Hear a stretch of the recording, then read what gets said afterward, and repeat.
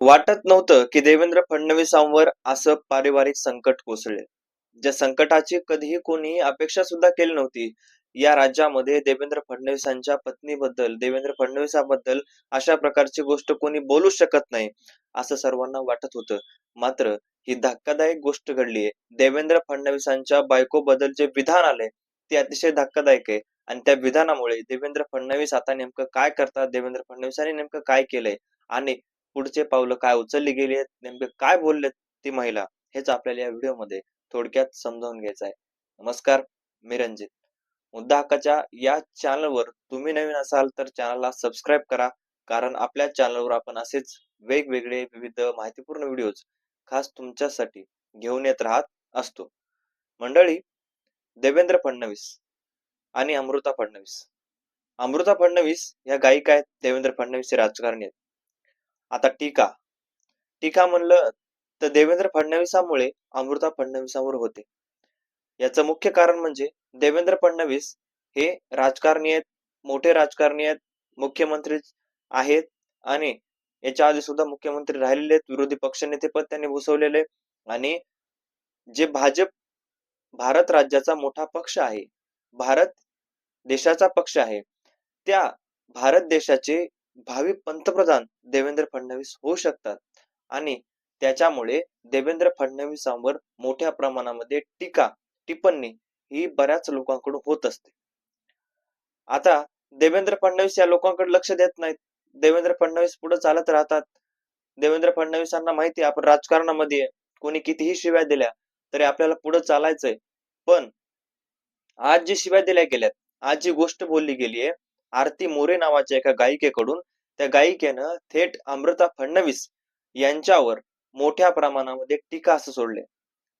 त्यांच्यावर बलात्कार करा, त्या बलात्काराला सांगते की तुम्ही बाकीच्या पोरींवर बलात्कार करण्यापेक्षा अशा प्रकारचा बलात्कार तुम्ही एखाद्या मुख्यमंत्र्याच्या पत्नीवर म्हणजे देवेंद्र फडणवीस यांच्या पत्नीवर करा, अशा प्रकारचं ते विधान आहे.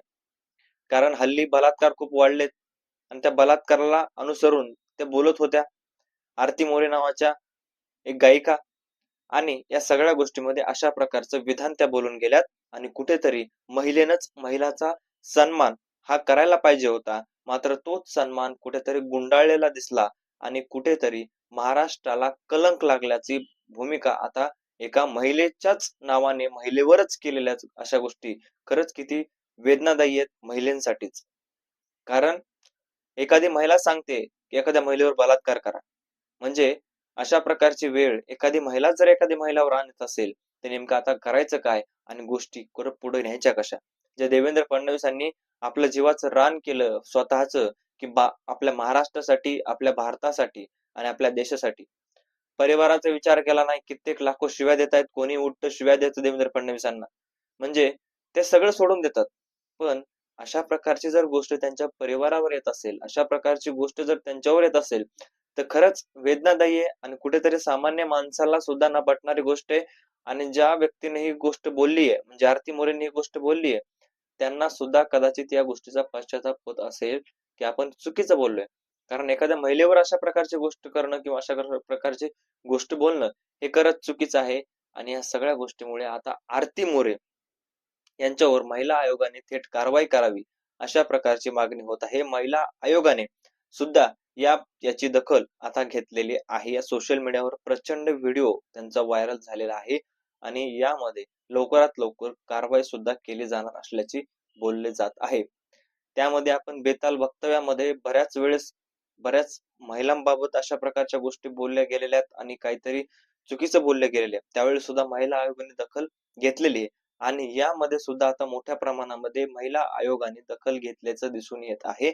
आणि कुठेतरी देवेंद्र फडणवीसांना पुन्हा न्याय मिळावा आणि देवेंद्र फडणवीसांच्या पत्नीला न्याय मिळावा यासाठी ही गर्जना. आणि कुठेतरी ज्या देवेंद्र फडणवीस स्वतःचे मुख्यमंत्री आहेत आणि महाराष्ट्र राज्यामध्ये स्वतःच्या बायकोला जर अशा प्रकारची कोणी गोष्टी बोलत असेल, ठीक आहे ना, देवेंद्र फडणवीसांची चूक होते ना, गृहमंत्र्यांची चूक होते, गृहविभाग त्यांचं कुठेतरी कमी पडतंय, काहीतरी चुका होत आहेत, ठीक आहे, त्यांच्यावर टिप्पणी करा. मुख्यमंत्री चुकीचे आहेत, काम तुमचे आज चांगले करत नाहीत किंवा मुख्यमंत्र्यांनी अशा प्रकारच्या गोष्टी केल्या, मुख्यमंत्री असं करतायत, असं ठीक आहे. पण तुम्ही जर एखाद्याच्या पत्नीवर जात असाल किंवा पत्नीवर महिलेवर बोलत असाल तर ही गोष्ट मात्र कुठेतरी खटकणारी आणि कुठेतरी द्वेषातून निर्माण झालेली गोष्ट आहे का? हा प्रश्न निर्माण करून देणारी आहे. तुम्हाला काय वाटतं या सगळ्या गोष्टीबद्दल तुमचं मत कमेंटमध्ये नक्की कळवा. भेटूयात नवीन व्हिडिओमध्ये. तोपर्यंत धन्यवाद.